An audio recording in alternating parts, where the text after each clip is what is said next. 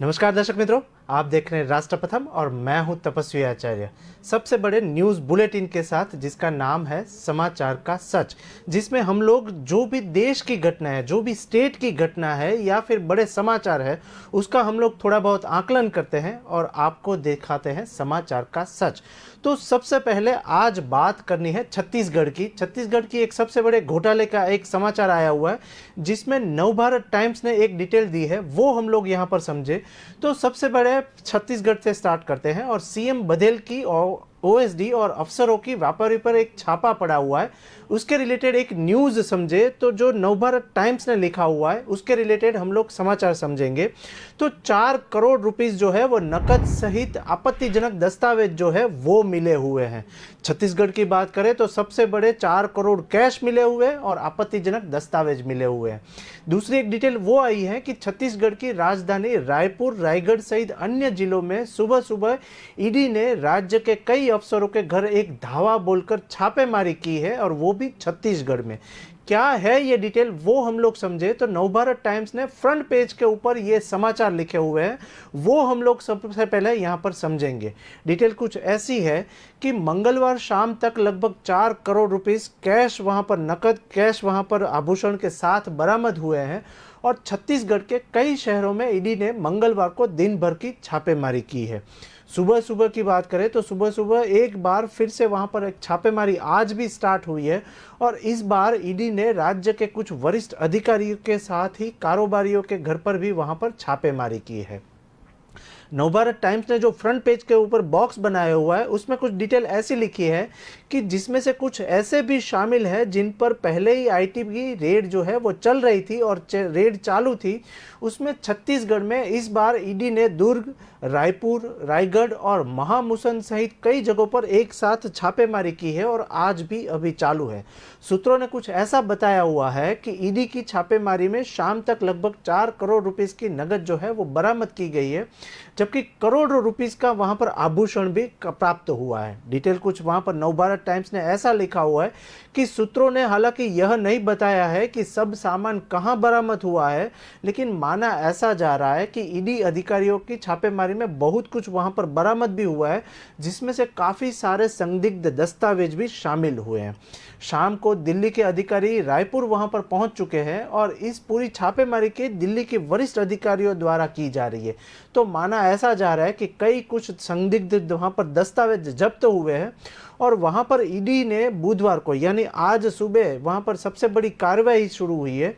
इन अधिकारियों के घर चल रही छापेमारी छत्तीसगढ़ के दुर्ग में मुख्यमंत्री बघेल की ओएसडी सौम्या चौरसिया, रायगढ़ में कलेक्टर रानू साहू के वहां पर उन रानू साहू के आवास पर भी अभी ईडी की छापेमारी चल रही है, और महामसूद में अग्नि चंद्राकर और सूर्यकांत तिवारी माइनिंग हेड जो है वहां पर आईएएस ऑफिसर है जेपी मौर्य के वहां पर रायपुर स्थित आवास पर भी अभी छापेमारी चालू है।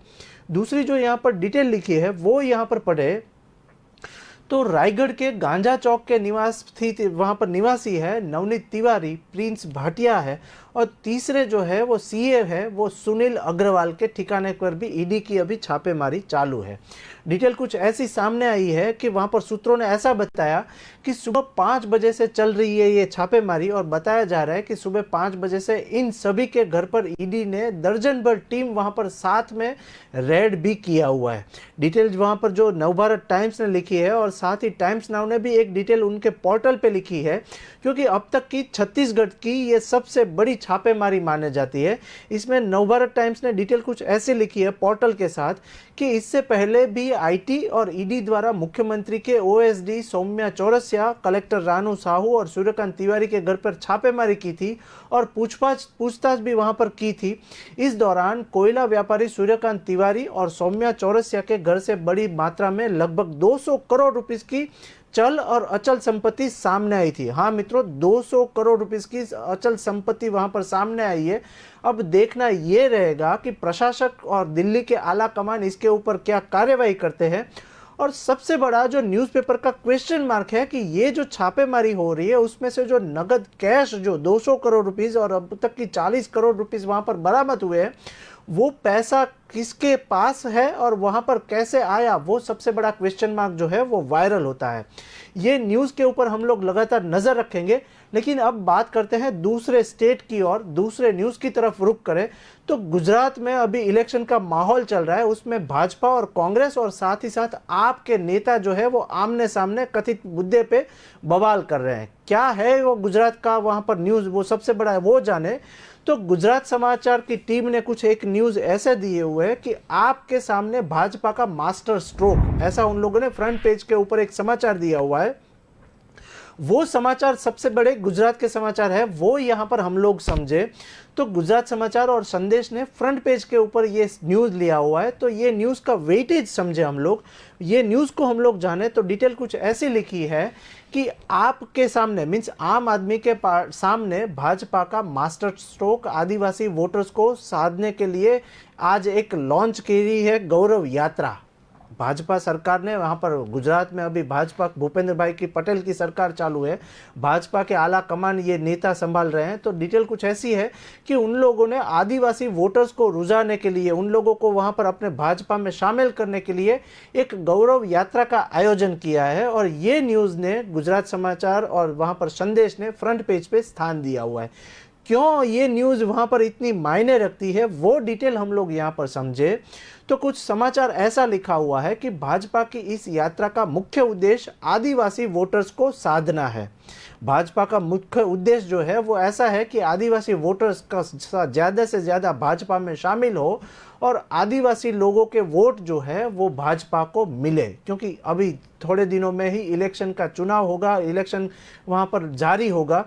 तो सबसे बड़ा जो मुकाबला गुजरात में हो रहा है वो आप मीन्स आम आदमी पार्टी से सबसे शायद डरे हुए लगते हैं भाजपा के आला कमान।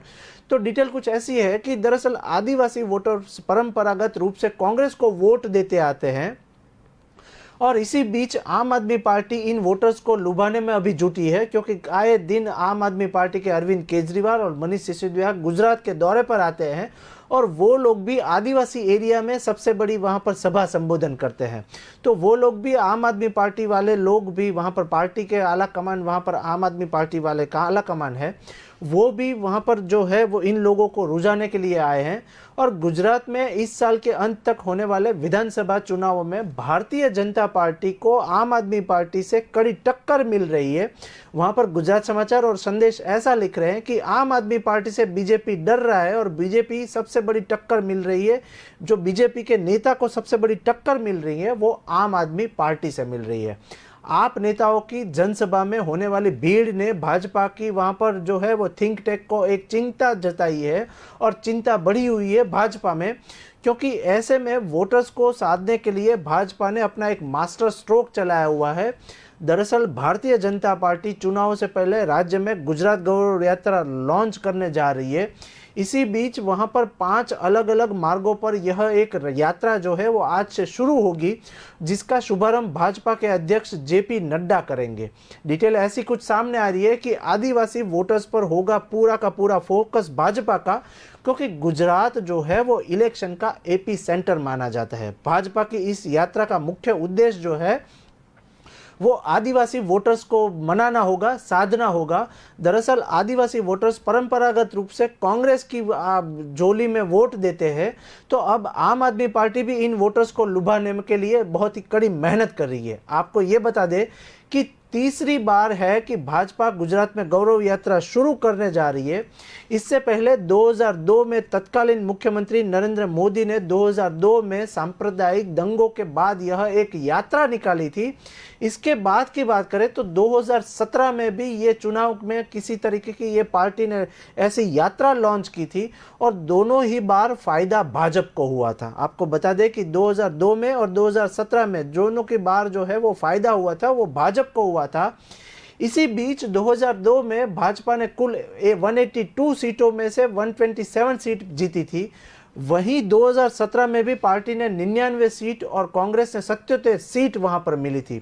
राजनीतिक विशेषज्ञों का मानना ऐसा है कि गौरव यात्रा से मिले फायदे में भाजपा उत्साहित है और ताकि बात ऐसा कुछ करे कि भाजपा अध्यक्ष जेपी नड्डा द्वारा इस यात्रा का शुरुआत होने जा रहा है, तब यात्रा का दूसरा मार्ग जो है वो महसाणा, और वहाँ पर महसाणा जिले के आजू बाजू बेचरा जी और उसी के आजू बाजू का आदिवासी जो एरिया है वहाँ पर जेपी नड्डा जो है वो शुभारंभ करवाएंगे। दूसरी कुछ डिटेल ऐसी आ रही है कि इस दौरान पूर्व डिप्टी सीएम नितिन पटेल वहाँ पर उनके साथ में रहेंगे, मौजूद रहेंगे। इसके अलावा वहां पर गुरुवार को केंद्रीय गृह मंत्री अमित शाह और अन्य 3 मार्गों पे अमित शाह के भी आने की बात जो है वो चल रही है। अब देखना यह रहेगा कि गुजरात में आदिवासी सम्मेलन जो है वो भाजपा को किस तरीके से लाभ पहुंचाएगा। ये न्यूज़ के ऊपर भी हम लोग लगातार नज़र रखेंगे। लेकिन अब बात करते हैं तीसरे न्यूज़ की तरफ, और बात करनी है कांग्रेस की, क्योंकि कांग्रेस का भी सबसे बड़ा फोकस जो है वो गुजरात रहा है और कांग्रेस के सबसे बड़े दिग्गज नेता भी गुजरात में आने वाले हैं। क्या है ये न्यूज़, तो वहाँ पर गुजरात की ही बात करें तो फुलछाब एक न्यूज़पेपर है, उन्होंने कुछ डिटेल ऐसे लिखी है और वो भी कांग्रेस के ऊपर लिखा हुआ है। क्या डिटेल है वो यहाँ पर समझे तो गुजरात में भी कांग्रेस के दिग्गज नेता शशि थरूर का एक मामला सामने आया हुआ है, उनका एक न्यूज़ सामने आया हुआ है। शशि थरूर की बात करें तो कांग्रेस अध्यक्ष पद के चुनाव के लिए आज गुजरात में प्रचार करेंगे शशि थरूर। क्या है ये डिटेल वो हम लोग समझे, क्यों शशि थरूर भी गुजरात आ रहे हैं, उसकी जो डिटेल जो फुलछाब ने लिखी है वो मैं यहाँ पर पढ़ूंगा। तो डिटेल कुछ ऐसी है कि 17 अक्टूबर को है मतदान, क्योंकि कांग्रेस की कमान कौन संभालेगा वो अब तक का सबसे बड़ा क्वेश्चन मार्क माना जाता है। तो सभी न्यूज़पेपर ये न्यूज़ के ऊपर फोकस कर रहे हैं कि कांग्रेस की आला कमान जो है वो किसको बागडोर सौंपेंगे। तो उसमें 17 अक्टूबर को होने वाला है मतदान। तो कांग्रेस के अध्यक्ष पद की उम्मीदवार जो है वो शशि थरूर आज अहमदाबाद के साबरमती आश्रम में महात्मा गांधी को श्रद्धांजलि अर्पित करने के लिए वहां पर पहुंचे हुए हैं। इसी बीच अपने गुजरात के दौरों की शुरुआत वहां पर करने जा रहे हैं और वहां पर कांग्रेस अध्यक्ष पद के चुनाव के उम्मीदवार शशि थरूर एक आगामी चुनाव को लेके वहां पर प्रचार के लिए गुजरात में आए हुए हैं। डिटेल कुछ वहां पर फुलछाब ने ऐसा लिखा हुआ है कि कांग्रेस सांसद शशि थरूर के अलावा अनुभवी नेता मल्लिकार्जुन खड़गे भी पार्टी के अध्यक्ष पद की दौड़ में है, जिसके लिए चुनाव 17 अक्टूबर को होने वाले हैं। अब इन सभी बीचों के वहां पर न्यूज़ के बीच एक क्वेश्चन मार्क विविध न्यूज़ पोर्टल ने ऐसा लिखा हुआ है कि ये जो नेता लोग हैं जो काफ़ी सारे वहाँ पर बाहर रहते हैं, लेकिन इलेक्शन के टाइम पे ही गुजरात दिखता है उन लोगों को, और इलेक्शन के टाइम पे ही वो लोग गुजरात आते हैं। तो ऐसा क्यों, वो सबसे बड़ा क्वेश्चन मार्क जो है वो विविध सोशल मीडिया पे भी वायरल हो रहा है। अब देखना ये रहेगा कि 17 अक्टूबर को जो इलेक्शन होने जा रहा है इसके परिणाम 19 अक्टूबर को कांग्रेस घोषित करने जाएंगी। इसी बीच शशि थरूर जो है वो साबरमती आश्रम से शुरू करेंगे अपना प्रचार अभियान। तो इसी बीच बुधवार को दोपहर यानी कि आज दोपहर को अहमदाबाद के साबरमती आश्रम में महात्मा गांधी आश्रम में वो पहुंच रहे हैं। तो डिटेल कुछ ऐसी लिखी है विविध न्यूज़पेपर ने कि इनके द्वारा साझा किए गए कार्यक्रम के अनुसार वहां पर कांग्रेस प्रतिनिधियों और मीडिया को वहां पर उनके साथ बात करने वाले हैं। तो पिछले ही हफ्ते कांग्रेस के अध्यक्ष के चुनाव प्रचार के लिए वहां पर गुजरात में थे काफ़ी सारे नेता लोग। तो उन्होंने पार्टी की प्रतिनिधियों से मिलने से पहले साबरमती आश्रम, गांधी आश्रम वो जाएंगे और देखना ये रहेगा कि वो क्या निशान साधते हुए हैं और कांग्रेस के आला कमान को क्या वो चुनौती देते हैं। अब एक बात करते हैं चौथे न्यूज़ की तरफ, और एक सबसे बड़े एक मायूस चेहरे की एक बात कर रही है। और चौथे न्यूज़ जो है वो सौरव गांगुली का एक सबसे बड़ा न्यूज़ सामने आ रहा है। और सोशल मीडिया में 12 घंटे में सबसे बड़ा जो न्यूज़ वायरल हुआ है वो है सौरव गांगुली का फेस को लेके एक सबसे बड़ा न्यूज़ सामने आया हुआ है। क्यों उनका मायूस चेहरा सामने आ रहा है सौरव गांगुली का, वो हम लोग यहाँ पर समझे। और विविध न्यूज़ चैनल ने क्या आपको समाचार दिखाया हुआ है उसके ऊपर थोड़ा बहुत आकलन करें तो सबसे बड़ा एक जो न्यूज़ आया हुआ है वो है बीसीसी की मीटिंग में भारी ड्रामा हुआ है। बीसीसी की, हाँ मित्रों, बीसीसी की मीटिंग में सबसे बड़ा भारी ड्रामा हुआ है और साथ ही में सौरव गांगुली को हटाने की इनसाइड स्टोरी भी वहाँ पर सामने आई है। क्या न्यूज़पेपर ने लिखा हुआ है और विविध न्यूज़ चैनलों ने क्या आपको दिखाया हुआ है वो यहाँ पर पढ़े। तो सौरव गांगुली बीसीसीआई की मीटिंग में दिलचस्प एक बात यही आई है कि सौरव गांगुली ने मीटिंग की सुबह तक वहां पर हार नहीं मानी थी। हाँ, वहाँ पर जो डिटेल हार नहीं मानी थी, वो डिटेल क्या लिखी है न्यूज़पेपर ने, वो यहाँ पर समझे। तो वहाँ पर दैनिक जागरण ने एक डिटेल लिखी है, उन्हें पूरा विश्वास था, मीन्स सौरव गांगुली ने पूरा विश्वास था कि बतौर अध्यक्ष एक और कार्यकाल मिल सकता है, लेकिन ऐसा नहीं हुआ है। दैनिक जागरण ने जी ये जो डिटेल लिखी है वो मैं यहाँ पर पढ़ूँ तो जिस भारतीय क्रिकेट बोर्ड को सौरव ने 3 साल तक चलाया था, अब वहाँ उनकी कोई जगह नहीं बची है। वहाँ पर न्यूज़ पोर्टल ने ऐसा लिखा और वहाँ पर दैनिक जागरण ने ऐसा लिखा कि अब उनकी जगह जो है वो वहाँ पर नहीं है। मंगलवार को यानी 11 अक्टूबर को हुई सालाना बैठक, मीन्स एजीएम की एक बैठक हुई, उसमें सौरव गांगुली पर कई उंगलियां उठी और साथ ही में कामकाज के तरीके पर भी सवाल निशान साधा गया। क्या है ये डिटेल, वो हम लोग यहाँ पर समझे। तो बीसीसीआई के एक वहाँ पर सौरव गांगुली नाराज नजर आए और वहाँ पर पूरी मीटिंग में दादा, वहाँ पर जो सौरव गांगुली उनको दादा बोलते हैं, तो वहाँ पर अलग अलग वहाँ पर डिसीजन लिया गया। उसके चेहरे पर मायूसी भी साफ तौर पर नजर आ रही थी।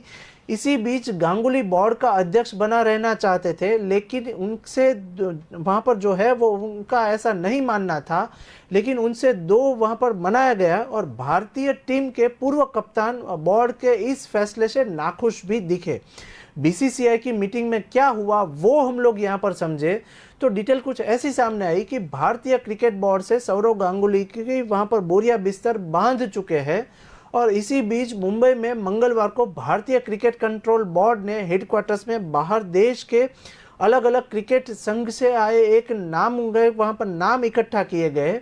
इसी बीच सौरव गांगुली के भविष्य को लेकर भी आपस में खुसफुस भी वहाँ पर हो रही थी। क्यों ऐसा हुआ वो मैं डिटेल यहाँ पर पढ़ूँ तो वहाँ पर नवभारत टाइम्स ऐसा लिख रहे हैं कि कोई कह रहा था कि कोलकाता वापसी हो जाएगी और किसी ने दोबारा दिल्ली की वहाँ पर कैपिटल्स फ्रेंचाइजी से जाने माने बात करते हुए एक ऐसी डिटेल दी कि साफ था कि गांगुली इस दिन काफ़ी कुछ खोने वाले हैं। डिटेल कुछ ऐसी सामने आई और न्यूज़ पोर्टल ने ऐसा लिखा जिसका अंदाज़ा शायद वहाँ पर सौरव गांगुली का भी नहीं था।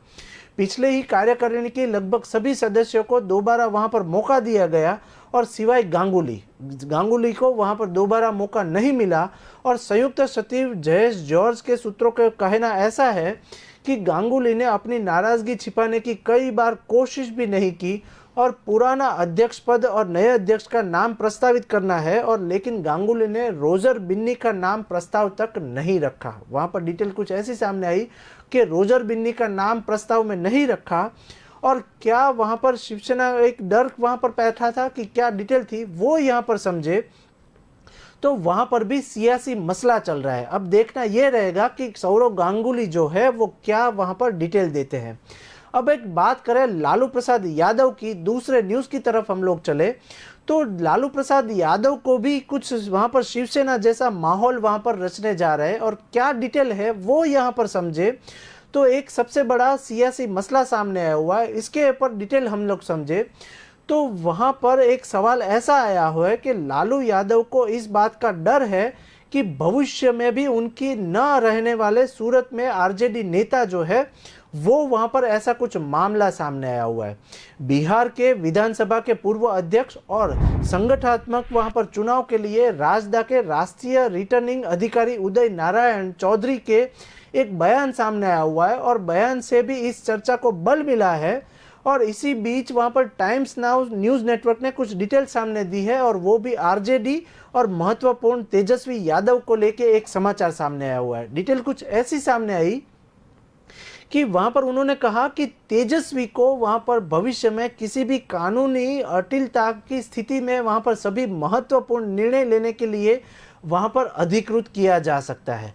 पार्टी को भाजपा से कई चुनौतियों का सामना भी करना पड़ सकता है, लेकिन भाजपा नेता चुनाव आयोग पर दबाव बनाकर कुछ भी कर सकते हैं, ऐसा वहाँ पर सामने डिटेल सामने आई है। बिहार और पटना की सबसे बड़ी बात करें तो सबसे बड़ा नवभारत टाइम्स ने भी वही डिटेल लिखी है और वो उसमें भी तेजस्वी यादव और लालू प्रसाद यादव की डिटेल दी है। इसमें खास ही राष्ट्रीय परिषद में बैठक के दौरान एक डिटेल फैसला सामने आया हुआ है और वो कुछ नेता और वहाँ पर तेजस्वी यादव ने जो डिटेल दी है वो हम लोग समझे, और अब तक की पटना की सबसे बड़ी न्यूज़ ये लिखी हुई है। इसमें एक महत्वपूर्ण राजनीतिक घटनाक्रम भी सामने आया हुआ है, जिसमें राष्ट्रीय जनता दल मीन्स के राजदा की एक राष्ट्रीय कार्यकारिणी ने और पार्टी विधायक और उप मुख्यमंत्री जो है वो तेजस्वी प्रसाद यादव को पार्टी के नाम के साथ साथ पार्टी के चिन्ह मीन्स जो सिंबल होता है उसको बदलने के संबंध में कोई भी महत्वपूर्ण लेने के लिए वहां पर अधिकृत किया गया है तेजस्वी यादव को। क्यों ऐसा किया गया वो डिटेल हम लोग यहाँ पर समझे तो सबसे बड़ी बात ऐसा आया है कि लालू प्रसाद यादव की तबीयत इधर लगातार नाराजगी चल रही है और नासार चल रही है। इसी बीच पार्टी के इस फैसले को लालू प्रसाद के बड़े कदम के तौर पर माना जा रहा है। क्यों ऐसा फैसला लालू प्रसाद ने लिया? क्योंकि लालू प्रसाद यादव जो है वो तबीयत को लेके अभी कुछ वहाँ पर बाहर चल रहे हैं और बाहर दौरे पर है।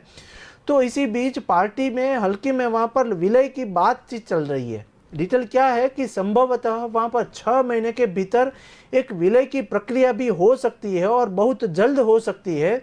इसी बीच टाइम्स न्यूज़ ने जो कुछ ऐसा लिखा हुआ है कि सूत्रों के नाम नहीं बताए जाने पर एक डिटेल जो है वो टाइम्स नाउ ने डिटेल लिखी है। क्या ये विलय के से पहले की तैयारी है? ऐसा एक क्वेश्चन मार्क भी सामने लिखा हुआ है पोर्टल ने। तो वहां पर सूत्रों के मुताबिक नई पार्टी का नाम क्या होगा वो भी एक क्वेश्चन मार्क है। उसका झंडा और चुनाव चिन्ह दोनों पार्टियों के शीर्ष नेता तय करेंगे, यानी तेजस्वी यादव जो है वो नेता जो है वो तय करेंगे। सूत्रों ने कहा कि समझ लीजिए कि 2 पार्टियां एक साथ मिलेंगी और अब तक के ये अधिकारी सिर्फ लालू प्रसाद यादव थे, लेकिन अब जो है वो आला कमान बदलेंगे और लेकिन उनकी तबीयत को देखते हुए पार्टी के नाम और उनके सिंबल से जुड़ी ताकतें जो है वो तेजस्वी को भी देखने की होगी और तेजस्वी यादव इस पे सबसे बड़ा फैसला ले सकते हैं। नई दिल्ली में आयोजित एक राजदा की 2 दिवसीय राष्ट्रीय कार्यकारिणी बैठक में पार्टी के संविधान में संशोधन का एक प्रस्ताव लाए जाने वाले बात की बात है। और क्या लालू प्रसाद को शिवसेना वाला डर सता रहा है कि शिवसेना का जैसे वहां पर झंडा और उनका जो सिंबल है वो चुराया जाता है, इसी तरीके से लालू प्रसाद की पार्टी है उसमें भी सिंबल शायद कथाकथित तौर पर चुरा ले सकते हैं। डिटेल कुछ ऐसी सामने आई है कि वहां पर आरजेडी को तोड़ने की एक कोशिश भी सामने हो सकती है। इसी बीच बिहार विधानसभा के पूर्व अध्यक्ष और संगठनात्मक चुनाव के लिए राजदार राष्ट्रीय टर्निंग पॉइंट भी सामने आ सकता है। अब देखना ये रहेगा कि लालू प्रसाद यादव और तेजस्वी यादव क्या इसमें अहम फैसला लेते हैं, और ये न्यूज़ जो है वो इसके ऊपर भी हम लोग लगातार नज़र रखेंगे। लेकिन अब बात करनी है दूसरे स्टेट की तरफ और बात करनी है प्रधान सेवक नरेंद्र मोदी की। नरेंद्र मोदी कई तौर पे वहाँ पर आला कमान के साथ जो है वो किसी न किसी स्टेट पे दौरे पर है।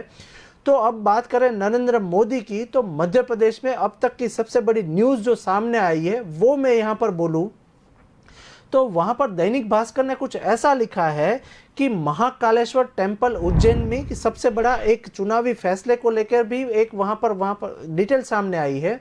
और इसी बीच सार्वजनिक समारोह में भी नरेंद्र मोदी वहां पर पहुंचे थे। डिटेल कुछ ऐसा वहां पर संबोधन हुआ कि वो डिटेल अब तक की सबसे बड़ी वह न्यूज़ जो है वो वायरल हो गई। उसमें नरेंद्र मोदी ने संबोधन करते हुए पीएम नरेंद्र मोदी ने ऐसा कुछ कहा कि महाकाल लोक गलियारा परियोजना उज्जैन की वहां पर जीवंतता बढ़ाएगा। और पीएम मोदी ने महाकाल लोक के उद्घाटन कार्यक्रम में कुछ ऐसा स्टेटमेंट दिया, वो सबसे बड़ा वायरल हुआ। क्या है ये डिटेल वो हम लोग समझे तो भास्कर ने कुछ ऐसा लिखा कि महाकाल लोक जो इनॉग्रेशन हुआ वो महाकाल लोक के उद्घाटन के कार्यक्रम में प्रधानमंत्री नरेंद्र मोदी मंगलवार उज्जैन पहुंचे और हजारों वर्षों तक भारत की समृद्धि और ज्ञान का नेतृत्व किया हुआ है महाकाल ने, ऐसा वो नरेंद्र मोदी बोले। और शाम को महाकालेश्वर मंदिर में पूजा अर्चन करने के बाद वहां पर प्रधान सेवक नरेंद्र मोदी ने 856 करोड़ रुपीस की लागत वाली महाकाल लोक गलियारा परियोजना का वहां पर उद्घाटन किया। और इसी के साथ सार्वजनिक समारोह को संबोधन करते हुए पीएम नरेंद्र मोदी ने कहा कि महाकाल लोक गलियार परियोजना उज्जैन की जीवंतता को बढ़ाएगी। और साथ ही में महाकाल का लोक उद्घाटन कार्यक्रम में पीएम मोदी का एक संबोधन सामने आया। उन्होंने कहा कि उज्जैन ने हजारों वर्षों तक भारत की संपन्नता और समृद्धता और ज्ञान और गरिमा को बख्श दिया हुआ है और गरिमा और साहित्य का नेतृत्व किया हुआ है। उज्जैन के वहाँ पर क्षण क्षण में इतिहास सिमटा हुआ है और कण कण में आध्यात्म समाया हुआ है। वहाँ पर नरेंद्र मोदी ऐसा बोले कि आध्यात्म जो है वो उज्जैन में है और कोने कोने में ईश्वरीय ऊर्जा जो है वो संचारित हो रही है। नरेंद्र मोदी ने ऐसा कहा। नरेंद्र मोदी ने साथ वो कहा कि इसी बीच विरासत पर गर्व है, जैसे ही पंच प्राण का आह्वान किया है, इसीलिए आज अयोध्या में भव्य श्री राम मंदिर का निर्माण भी हो रहा है। डिटेल कुछ ऐसी सामने आई और नरेंद्र मोदी ऐसा बोले कि आज़ादी के बाद पहली बार चारों धाम में सर्वसोम मार्ग से जुड़ रहा है। और इसी बीच उन्होंने कहा कि काशी में विश्वनाथ धाम भारत की संस्कृति का एक गौरव बढ़ा रहा है। सोमनाथ में विकास के कार्य के लिए नया कीर्तिमान स्थापित हो रहा है और उत्तराखंड में बाबा केदारनाथ के शिव आशीर्वाद से केदारनाथ धाम बन रहा है और बद्रीनाथ तीर्थ क्षेत्र में विकास का नया आख्यान लिखा जा रहा है। तो इसी बीच चारों धाम को उन्होंने जुड़ लिया और प्रधानमंत्री ने कहा कि आज़ादी के बाद पहली बार 4 धाम परियोजना के जरिए वहाँ पर हमारे चारों धाम जो है वो सर्व मौसम में मार्ग से जुड़ने जा रहा है। वहाँ पर चारों मार्गों को जोड़ा जा रहा है और आज़ादी के बाद पहली बार करतारपुर साहिब वहाँ पर खुल जाएगा। तो वहाँ पर सबसे बड़ा धार्मिकता का एक सबसे बड़ा मौका भी मिलेगा। अब देखना ये रहेगा कि इसमें सियासी मसले को लेकर प्रधान सेवक नरेंद्र मोदी जो है वो क्या गोटियां खेलते हैं और वो जो बोल रहे हैं वो भी ये न्यूज़ के ऊपर भी लगातार नज़र रखेंगे।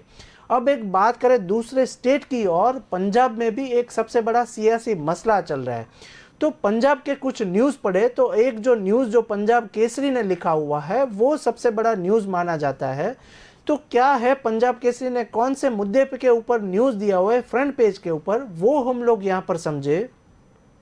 तो पंजाब केसरी न्यूज़पेपर कुछ ऐसा लिख रहा है कि कुमार विश्वास और वहाँ पर जो तेजेंद्र सिंह बग्गा है उनको हाईकोर्ट से सबसे बड़ी राहत मिली है। वहाँ पर कुमार विश्वास को भी वहाँ पर हाईकोर्ट से राहत मिली है। तो वहाँ पर अदालत ने रद्द कर दी है उनकी एफआईआर और वहाँ पर पंजाब और हरियाणा को हाईकोर्ट से कवि कुमार विश्वास और भारतीय जनता पार्टी के नेता तजिंदर सिंह बग्गा को सबसे बड़ी राहत मिली है।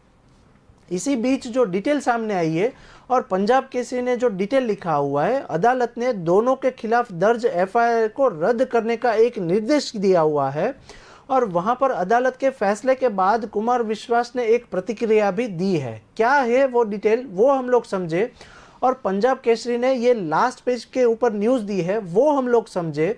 तो कुमार विश्वास ने लिखा कि सरकार बनते ही मुझ पर वहाँ पर एफआईआर करके असुरक्षित वहाँ पर आत्ममुग्ध बोने की पंजाब पुलिस मेरे घर पर भेजी थी और उस बेबुनियाद एफआईआर को आज उच्च न्यायालय पंजाब ने खारिज कर दिया है।